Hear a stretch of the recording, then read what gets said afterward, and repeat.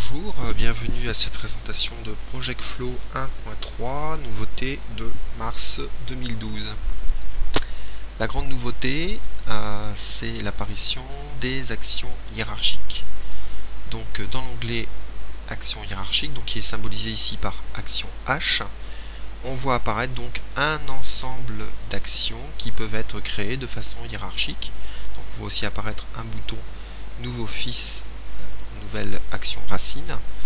Donc ce bouton vous permet de pouvoir créer des actions de façon hiérarchique et les suivre de façon hiérarchique. Elles vont automatiquement s'incrémenter les unes par rapport aux autres.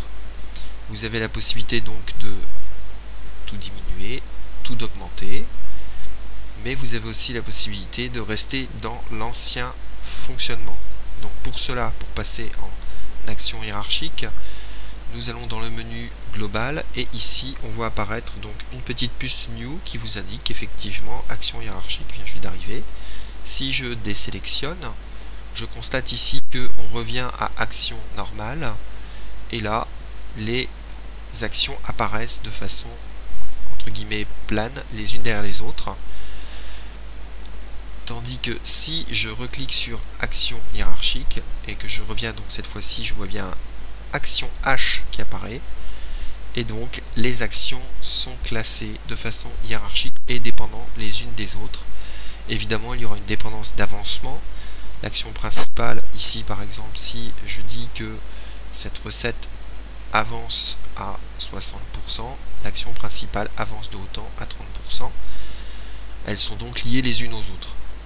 Si les deux actions qui sont ici sont à 100%, je vais constater que voilà, la première action à 100% disparaît et la deuxième aussi, et donc à l'affichage les deux disparaissent puisque j'ai sélectionné action 100% invisible. Donc c'est la grande nouveauté qui aussi donc modifie la bibliothèque d'action, qui elle aussi est hiérarchisée. Alors celle-ci ne l'est pas, celle-ci l'est, voici, donc numéro de tâche avec les sous-actions qui sont en dessous. Ça vous permet donc de les importer directement dans un projet. Alors je vais changer de projet rapidement. Voilà, je prends un projet d'exemple un petit peu différent. Voilà, comme ça ce sera plus visible. Donc ici, si je prends anomalie, j'ajoute les actions et je vois bien que mes actions sont rajoutées automatiquement de façon hiérarchique dans le projet. Donc ça, c'est la grande nouveauté de la version 1.3. Autre nouveauté dans la version 1.3, dans le projet, je retrouve deux nouveaux onglets.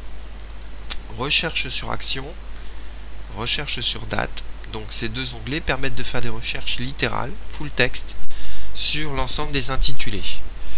Donc ici, si je cherche MEP, je ne trouve rien. Si je cherche ME, voilà, il me remonte l'ensemble des actions dans lequel il a trouvé le texte ME. Donc ceci me permet de rechercher, alors si je cherche par exemple la 26811, l'action, pardon, 206.811, 206.811, voilà. Je tombe et toujours par double clic, je vais directement dans l'onglet action qui correspond.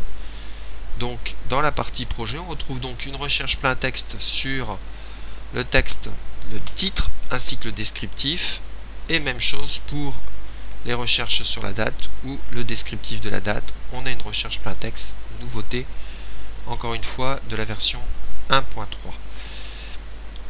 Puis encore quelques petites choses qui ont changé. La version 1.3, on retrouve aussi donc ici dans l'onglet outils une révision des éditions avec un plan global des actions par projet, donc, qui va me permettre de voir l'ensemble des actions qui sont à faire par projet. Donc si je clique, voilà, donc ici je vais voir que il me sort toutes les actions qui sont à faire sur le projet. CVEP migration Lotus, donc là je vois l'ensemble des actions qui sont à réaliser. Voilà. Et je peux faire la même chose, mais cette fois-ci en plan global des actions, c'est-à-dire que là je vois toutes les actions, les unes derrière les autres, quel que soit le projet, qui sont à réaliser sur la totalité des projets interprojets. Le but de cette édition étant de vous donner une vision globale de toutes les actions qui sont à venir. Les boutons du dessous sont activés à partir du moment où, dans l'onglet Projet, vous allez sectionner autre chose que tout, un autre participant. Donc par exemple ici, je vais prendre mon nom, donc du toit. Alors, du toit, voilà.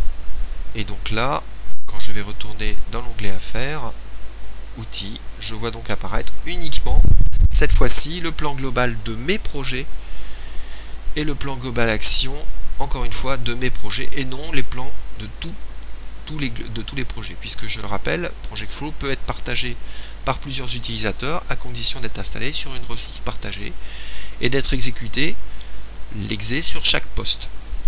Cela fonctionne, je l'utilise avec mes collègues et ça fonctionne très bien, a priori. Après, qu'est-ce qu'il y a encore à noter au point de vue des nouveautés? Donc je vous ai montré le projet. Voilà. Les actions H, je vous ai indiqué aussi, c'était tout nouveau puisqu'elles sont aussi hiérarchisées.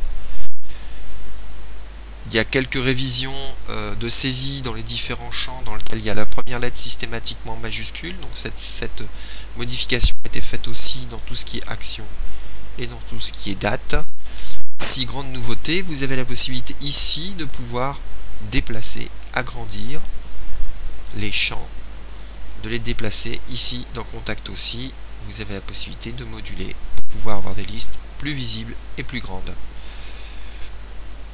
Voilà, donc une rectification d'un petit souci qu'il y avait sur la météo quand vous initialisez le projet, le produit de façon à partir à 0. Donc je vous répète, utilisez les vidéos que j'ai pu réaliser pour savoir comment utiliser la météo, qui est quand même bien pratique, n'est-ce pas? Voilà. Sinon, quoi d'autre? Je pense que c'est tout, on va s'arrêter là. Je vous remercie de votre écoute et bonne utilisation de Project Flow. N'hésitez pas à me contacter pour toute possibilité d'avoir une autre langue dans le logiciel puisqu'il est disponible en français et en anglais. Ou pour tout bug, je réponds très rapidement parce que, encore une fois, étant tout seul à le développer et à faire les recettes aussi, certaines choses m'échappent dans mes tests. Donc n'hésitez pas à me contacter, il n'y a pas de souci. Merci de votre attention.